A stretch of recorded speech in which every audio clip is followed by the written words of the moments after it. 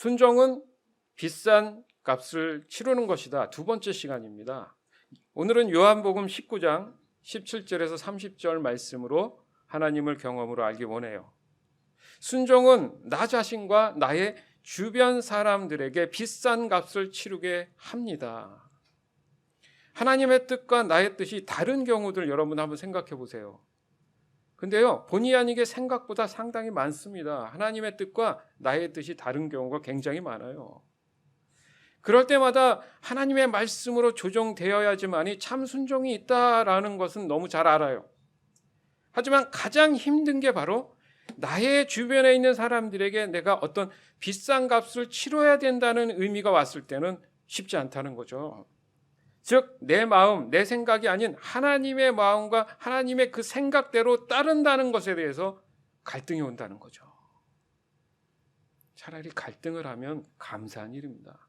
갈등조차 안 오면 이건 좀 심각한 문제라는 거죠. 그러니까 여기서 하나님의 마음과 생각을 어떻게 아느냐 그러면 여러분 궁금하지 않습니까? 어떻게 알 수 있죠?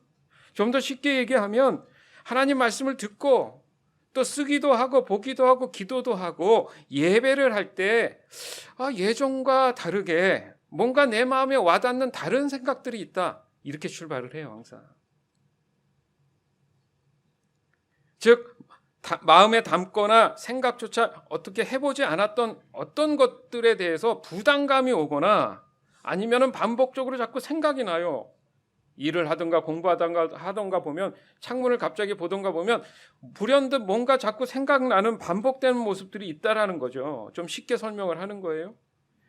그래서 마음이 갈 수도 있는 그런 마음들이 자꾸 그 상황들이 자꾸 나타나고 일어난다는 겁니다. 그럴 때 나의 마음이나 생각이 그런 것들을 자꾸 밀어내는 듯한 느낌을 받는다. 이게 갈등이라는 거죠. 하나님의 계시나 그 말씀이 내게 부담감으로 오고 때로는 생각이 나고 반복적인데 자꾸 내 환경과 내가 했던 기준이나 내 경험들이 자꾸 그것을 밀어낸다는 거예요. 그렇게 하기에는 자신이 없는 거예요. 과거 경험에 의해서 보니까 그걸 하려니까 안 될 것 같은 그런 마음이 드니까 자꾸 밀어내더라는 거죠. 뭔가 어색하고 이상하고 불편하고 등등 전혀 관심조차 없었던 그런 생각들이 보이게 되고 들리게 되고 말하게 되고 행동하게 되는 내 모습을 발견하기 시작한다는 겁니다.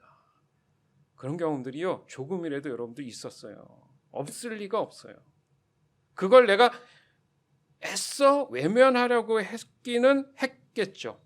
그러나 중요한 것이 무엇이냐면 그랬을 때 내가 어떻게 말하고 행동하느냐에 따라서 내 신앙과 믿음이 조금씩 성장한다는 겁니다. 심지어 나와 관련된 이 환경에 대한 것들에 대한 대가 지불을 해야 되는 상황이 벌어질 경우, 그런 상황이 생길 경우에 더 내 마음 안에는 부담감이 크다라는 거죠. 이 부담감이 크다라는 얘기가 바로 갈등하고 있다는 얘기예요. 지금 그것에 대해서 왜 고민을 이렇게 몇 주를 고민하느냐? 가장 풀리지 않는 문제 중에, 우리가 신앙을 갖는 데 있어서 가장 풀리지 않은 문제 중에 핵심이거든요. 그게 잘 안 된단 말이죠. 모세를 한번 예를 또 들어보겠습니다. 모세가 하나님으로부터 조종돼서 순종하게 되잖아요. 그래서 이집트 왕 앞에 서가지고 이스라엘 백성들을 이제는 좀 놓아주세요라고 얘기를 했습니다. 그럼 하나님이 그렇게 다 상황과 정황을 만들어줄 테니까 넌 걱정 말고 가서 이야기나 해라, 전해라 했으면, 말했으면 바로 이 어떤 결과들이 와야 되는 거 아닙니까? 그렇지 않다라는 거죠. 도리어 이스라엘 백성들에게까지도 대가가 치루어지는 경우가 지금 생긴 겁니다. 즉 갑자기 모세의 등장으로 그 이스라엘 사람들은 불구하고 이 이집트 왕이 얼마나 황당했겠습니까? 갑자기 스스로만 한 사람이 나타나서 예전에 거기에 왕의 왕자였음에도 불구하고 이제 완전히 다른 모습으로 나타났으니까 누군지도 모르죠. 갑자기 이스라엘 백성들을 이제 내보내달라고 얘기하면 어느 왕이 알겠습니다 하고 내보내주겠습니까? 그러니까 이 왕 입장에서는 이거 괘씸한데? 그러니까 이스라엘 백성들에게 더 일을 호되게 시키는 거예요. 매를 더 때리는 거예요. 일거리를 더 많이 줘서 더 힘들게 만듭니다.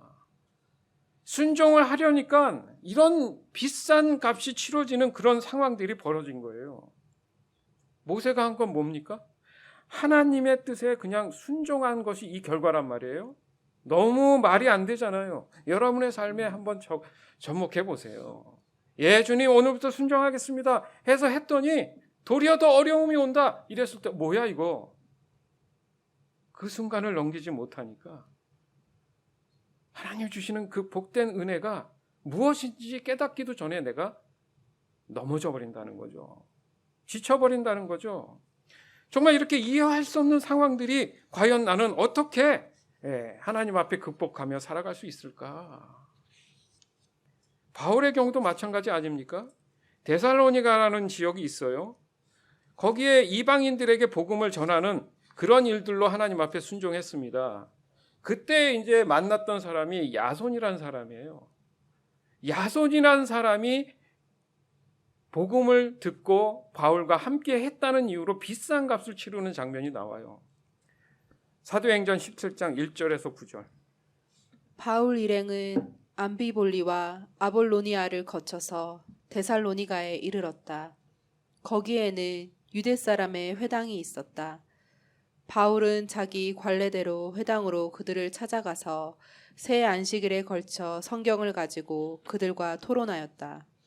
그는 그리스도께서 반드시 고난을 당하시고 죽은 사람들 가운데서 살아나셔야 한다는 것을 해석하고 증명하면서 내가 여러분에게 전하고 있는 예수가 바로 그 그리스도이십니다 하고 말하였다. 그들 가운데 몇몇 사람이 승복하여 바울과 실라를 따르고 또 많은 경건한 그리스 사람들과 적지 않은 귀부인들이 그렇게 하였다.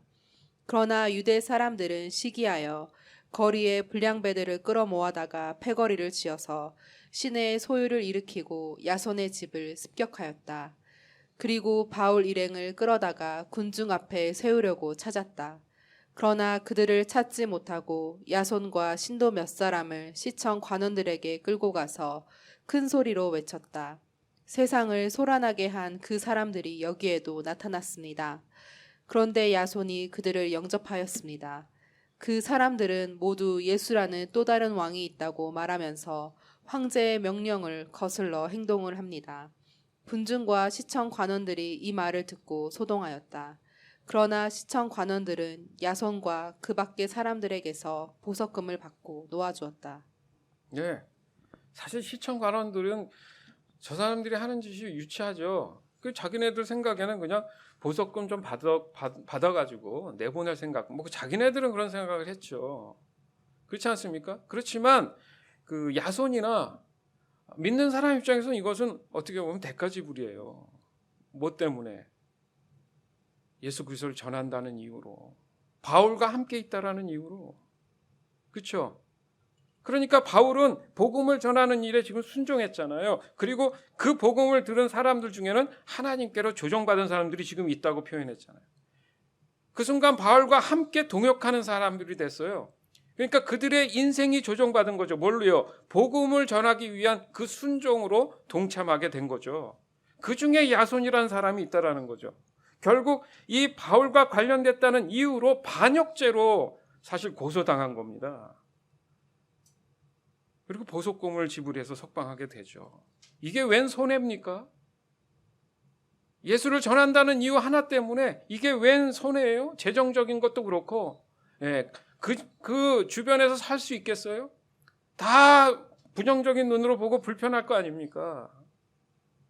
이런 사실들을 볼 때 우리는 하나님의 뜻을 알고 행하는 데 있어서 정말 실질적인 이런 상황들이 벌어진다는 거예요. 그래서 그냥 넘어갈 수는 없다는 거죠. 그냥 예수 믿고 잘 지내면 되는구나 했더니 본의 아닌 일들이 많이 벌어진다는 겁니다. 그것이 뭐냐면 너 비싼 값을 치러야 돼, 이 얘기예요. 왜냐하면 하나님이 지금 일하시는 모든 일들의 중심은 뭡니까? 영혼 구원이에요. 그게 복음이잖아요. 이 일의 중심이 돼서 모든 역사가 일어나는 겁니다. 그러니까 영혼 구원을 하려니까 너무나 많은 비싼 대가들을 지불해야 되는 일들이 지금 상황들이 끊임없이 벌어지고 있다라는 거예요. 사람들 입장에서는 굳이 안 믿으면 되는데 라는 생각 안 하겠습니까? 근데 왜 그렇게 대가 지불을 하면서 믿어야 되는가? 이게 중요한 거죠. 즉 하나님은 하나님의 계획과 목적을 우리에게 계시함으로 인해서 그 영혼 구원을 하신다는 거예요. 그럴 때 따라오는 것이 그 비싼 값들을 치러야 된다는 겁니다. 왜냐고요? 세상은 복음을 들으려 하지 않기 때문이에요. 도리어 방해하고 어렵게 만들어서 순종하는 사람들을 더 이상 순종하지 못하게, 순종을 포기하게 만든다는 거예요. 이런 경우에 그 비싼 값을 통해서 바로 사단의 민낯이 드러나게 된 것입니다. 복음을 전하다 보니까 학대받고 어려운 일이, 고난이 생겼다라는 의미가 뭐냐면 사단이 있다라는 얘기가 되잖아요. 만약에 그게 나쁜 일이었으면 고난이 오겠습니까? 그렇지 않다라는 거예요. 다시 한번 생각해 봅시다. 제가 개인적으로 존경하는 목회자들의 어떤 그 분들이 계신데, 특히나 선교 나가시는 선교사님들, 정말 하나님 보시기에 신실한 그 선교사님들이 저는 제일 사실 존경스러워요. 이 신실하신 선교사님들이야말로 자신들의 모든 환경을 너무도 비싼 값을 치르지 않고서는 순종해야 할 그 일들을 감당하지 못합니다. 왜냐하면 선교사는 지금의 모든 자기가 가졌던 모든 환경들을 전부 다 내려놔야 돼요. 때로는 정말 오지 같은 곳을 가야 됩니다. 아니면 공산주의 같은 그런 나라에도 들어가야 된단 말이에요. 하나님의 부르심의 사명을 감당하기 위해서는. 그러면 얼마나 많은 비싼 값을 치러야 됩니까? 이렇듯 이 땅에 교회가 하나 세워지는 것? 와, 복된 일이다. 그게 당연하죠. 그런데요, 거기서 끝나는 게 아니에요. 그에 따르는 비싼 값이 치러지는 것 또한 당연한 겁니다. 어느 교회도 그것은 피해 나갈 수 없는 일이에요. 역사적으로 수많은 분들이 순교하고 피 흘리면서 이 교회가 여러분 세워진 거예요. 그냥 세워진 게 아닙니다. 이 예수 섬긴 교회도 마찬가지잖아요. 그러니까 쉽게 생각해서 여러분이 한 주간 살면서 많은 부분, 상당 부분 지금 비싼 값을 치러가면서 이 시간을 여러분이 사모하면서 이 자리에 이렇게 온 겁니다. 아시겠어요? 가시밭길을 걷다 이 자리까지 오신 거예요. 그냥 온 것 같아도 수많은 것에 대한 대가 지불을 하고 이 자리에 여러분 앉아 있는 줄 믿습니다. 그게 영적인 전쟁을 하신 거예요. 한 주간. 얼마나 감사한 일입니까? 은혜가 넘치는 일이에요. 하나님이 살아계신다는 얘기입니다. 사탄 마귀를 한 주간 승리하신 거예요. 아멘. 그것이 바로 이렇게 하나님 앞에 드릴 수 있는 예배의 시간을 온전히 이렇게 허락받는 거. 이거 같이 여러분들이 승리한 한 주간의 삶이 없는 겁니다. 사실은. 이게 바로, 이런 것이 바로 복음의 참 값이라는 거예요. 예수님 또한 구원을 위한 십자가에 너무도 비싼 값을 치렀잖아요. 잘 아시지 않습니까? 그것에 비하면은요, 우리가 한 주간에 승리했던 이 모든 것들, 그게 사실 비교가 되겠습니까? 예수님은 온 인류를 위해서 그 젊은 나이에 목숨을 그냥 십자가 위에 던졌단 말이에요. 과연 나는 그렇게 할 수 있을까? 근처도 못 가면서 나는 뭔가의 대가 지불을 했다고 생각하는가? 우리가 좀 더 진지하게 생각해 볼 필요가 있습니다. 복음은 죄로부터의 값을 치르기 때문에 예수님이 그것을 단번에 해결하셨잖아요. 믿으시잖아요. 그리고 우린 그 예수님이 그 값을 치르는 것을 믿음으로 우리가 구원을 받은 겁니다. 그리고 하나님의 계시를 통해서 구원받은 사람들이 해야 할 일이 생긴 거예요. 왜냐하면 예수님의 재림 때까지는 이 구원이 사실 온전하지 못합니다. 하지만 지금 내가 예수 믿고 구원받은 것은 사실이잖아요. 그리고 그것의 몸이 이 땅 가운데 사라지고 없어진다 해도 그 사람은 구원에 대한 보장을 받았기 때문에 사실 걱정할 필요는 없단 말입니다. 문제는 뭡니까? 예수님의 재림 때까지 내가 만약에 계속 살아있다면 해야 할 일이 있다는 거죠. 그러기 위해서는 대가 지불들이 반드시 나한테 온다는 거예요. 따라서 우리가 있던 과거의 그 자리에 머물러 있어서는 하나님의 말씀에 동참할 수가 없습니다. 그렇기 때문에 순종을 통한 이 비싼 값을 치르는 것을 하나의 과정으로 여러분들 여겨야 되는 거예요. 통과되고 올라가야 되는 단계로 반드시 여러분들이 믿음으로 받아들여야 된다는 것이 중요합니다. 여러분 다시 한번 강조합니다. 이 땅을 살아가는 동안에 하나님은 여러분 한 사람 한 사람에게 필요한 것이 무엇인지 전부 다 알고 계세요. 그럴 때에 그 믿음으로 순종한 사람들에게는 그 필요를, 그 부족함을 충분히 채워주시면서 하나님의 은혜를 누리면서 살아갈 수 있습니다. 저는요, 그런 경험들을 너무 많이 알고 너무 많이 봤습니다. 그리고 내 자신도 경험하고 있어요. 그건 부인할 수 없는 사실이에요. 언제나 문제는 나의 믿음에 대한 겁니다. 아까도 말씀드렸지만은 믿음의 갈등조차 없이 교회만 다니는 수많은 사람들이 있어요. 그리고 믿음의 갈등의 시간을 너무 많이 보내는 사람들이 있어요. 그리고 하나님의 조정에 대한 것들을 아직도 고민하는 사람들이 존재한다는 게 걱정입니다. 그런데도 자신들의 삶의 필요는 모두 채워달라고 하죠. 그 필요의 가치가 무엇일까? 내가 왜 그게 필요할까 생각해 보세요. 채워줬습니다. 그럼 만족합니까? 또 다른 걸 찾아요. 더 요구해요. 더 많은 걸 더 요구하는 게 사람이에요. 채워지지가 않아요.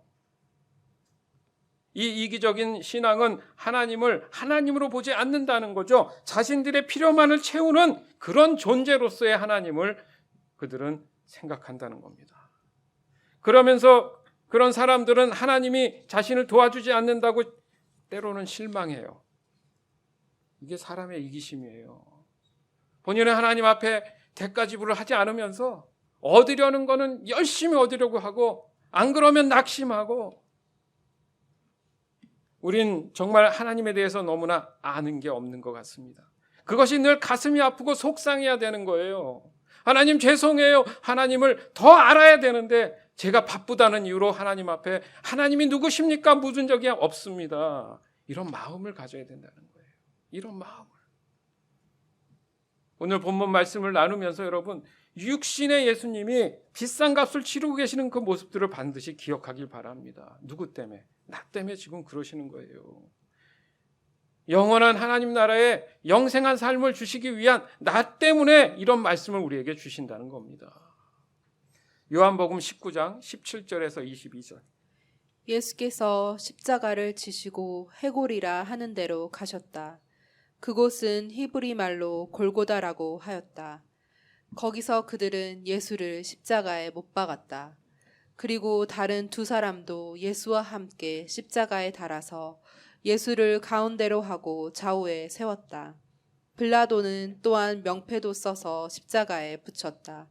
그 명패에는 유대인의 왕 나사렛 사람 예수라고 썼다. 예수께서 십자가에 달리신 곳은 도성에서 가까우므로 많은 유대 사람이 이 명패를 읽었다. 그것은 히브리 말과 로마 말과 그리스 말로 적혀 있었다. 유대 사람들의 대제사장들이 빌라도에게 말하기를 유대인의 왕이라고 쓰지 말고 자칭 유대인의 왕이라고 쓰십시오 하였으나 빌라도는 나는 쓸 것을 썼다 하고 대답하였다. 네, 이거 얼마나 가슴 아픈 일입니까? 다른 사람도 아니고 하나님의 택한 백성인 유대인들이 예수님을 끝까지 유대인의 왕이란 말을 쓰지 말라고 합니다. 완전 사탄의 미혹에 넘어간 정도가 아니라 추종자가 된 거죠. 도리어 자칭 유대인이란 말만 쓰라는 거예요. 죄악된 세상은요, 예수님을 끝까지 철저하게 인정하지 않으려는 거예요. 왜냐하면 그래야지만이 사람들이 구원받지 못하기 때문이죠. 사실은 간단한 문제죠. 그죠? 하나님 입장에 대보세요. 그러면 하나님이 그래? 그렇게까지 한다 이거지. 좋다. 너희들이 더 이상은 복음에 대해서 가로막지 못하도록 해주마. 바로 이 십자가의 예비하심이 바로 전적인 하나님의 은혜라는 거예요. 죗값에 대한 핑계로 인간의 구원은 영원히 불가능하다는 확신을 사람들에게 심어주려는 이 사탄의 계략은 예수님의 이 값비싼 대가 지불을 통해서, 즉 십자가의 죽으심을 통해서 모든 것이 다 깔끔하게 정리가 되어버립니다. 그러면 우리 할 일은 과연 뭔가? 예수님으로 인해 더 이상의 죗값은 존재하지 않잖아요. 남은 게 뭐냐? 순종입니다. 아멘. 남은 건 순종이에요. 그냥 순종만 하면 돼요. 알고 싶다. 그러나 가장 인간에게 있어서 힘든 게 또 순종이라는 겁니다. 즉 하나님의 말씀에 온전히 순종한다는 게 너무나 힘든 거예요. 이스라엘은 하나님이 택한 백성이라고 아까 말씀드렸어요. 그러나 그들이 예수님을 더 밀어냈습니다. 도리어 이방인인 이 빌라도 총독이 예수님을 어떻게 보면 얼떨결에 인정한 거죠. 이 또한 하나님이 일하신 거예요. 선택한 그 민족이 인정하지 않으니까 이방인을 들어서서 예수님이 유대인의 왕이라는 사실을 각인시키고 있지 않습니까? 3가지 언어로 번역을 해서 사람들의 눈에 보이게 두셨다는 거예요. 도대체 왜 이스라엘 백성들은 예수님을 밀어내야만 했을까? 여기서 우리가 알아야 될 게 있습니다. 이방인들보다 믿는 자들에게 더 큰 믿음의 고난이 있는 거구나. 맞죠? 말이 된단 말이에요. 하나님과 관련이 없는 사람들은 사단이 굳이 방해할 큰 의미가 없습니다. 그냥 놔둬도 그냥 지옥을 저절로 가니까. 도리어 하나님의 사람들은 어떻게든 넘어뜨리려고 하겠죠. 어떻게든 무슨 수를 써도 기도하지 못하게 하겠죠. 어떻게든 예배하지 못하게 하겠죠. 어떻게든 말씀 못 보게 하겠죠. 고난이요? 세상 일에 바쁘고요. 세상 명예 부귀 얻게 해줍니다. 그건 하나님이 주신 게 아닐 수 있어요. 도리어 하나님을 더 등지게 하고 멀게 할 수도 있는 함정일 수도 있습니다. 이게 잘 분별이 돼야 되는 거예요. 하나님이 인정하는 사람, 세상도 인정하고 하나님도 인정받는 사람이 되는 게 이게 균형 있는 거죠. 지옥은 사단 마귀 귀신을 위해서 만들어진 거예요. 믿는 사람들을 위해서 만들어진 게 아니고요. 사람을 위해서 사실 만들어진 거는 아닙니다. 그들에게는 구원의 기회조차 없기 때문에 어떻게 하겠어요? 발악을 하죠. 단 한 사람이라도 끌고 내려가야 되는 거예요, 지금. 중요한 게 뭔지 압니까? 그런데 그럴 만한 이제 고난조차 없는 존재들이에요. 왜요? 예수님이 그걸 다 해결해 버렸잖아. 근데 그들이 마치 권력을 남용하듯이 자기들이 고난이 있는 것처럼 지금 행동하고 활동하고 있다라는 겁니다. 여러분, 안 보인다고 없는 게 아니라는 거예요. 공기가 안 보인다고 없습니까?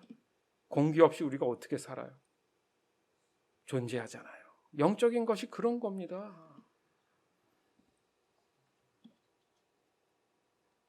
즉 믿음의 갈등, 조종으로 인해 비싼 값을 치르는 그 순간에 선택하는 그 문제에 있어서 그들은 그 판단을 흐리게 만드는 거예요. 그래서 그 흐리게 만든 잘못된 판단을 내 스스로 하게 만드는 거지. 그리고 그들은 내가 언제 그랬어? 하고 빠져나가는 거예요. 그들은 아무런 힘도 없습니다. 단지 내 마음에 그런 마음을 주는 거예요. 선택은 누가 하게? 내 자신이 하게. 이게 중요한 거예요. 그래서 예수의 이름으로 물리치라고 하는 거예요. 예수의 이름으로 결박하라는 겁니다. 하나님은 예수님의 이 대가 지불의 시간 안에 함께 하신 것을 우리는 분명히 기억해야 돼요. 이미 구약의 예언들이 성취되고 언급됐다라는 그 증거들을 지금 반복해서 말씀하고 계십니다. 예수님이 일하시는 것이 다 하나님의 계획됨이라 이거죠. 요한복음 19장 23절에서 24절. 병정들이 예수를 십자가에 못 박은 뒤에 그의 옷을 가져다가 네 몫으로 나누어서 한 사람이 한 몫씩 차지하였다.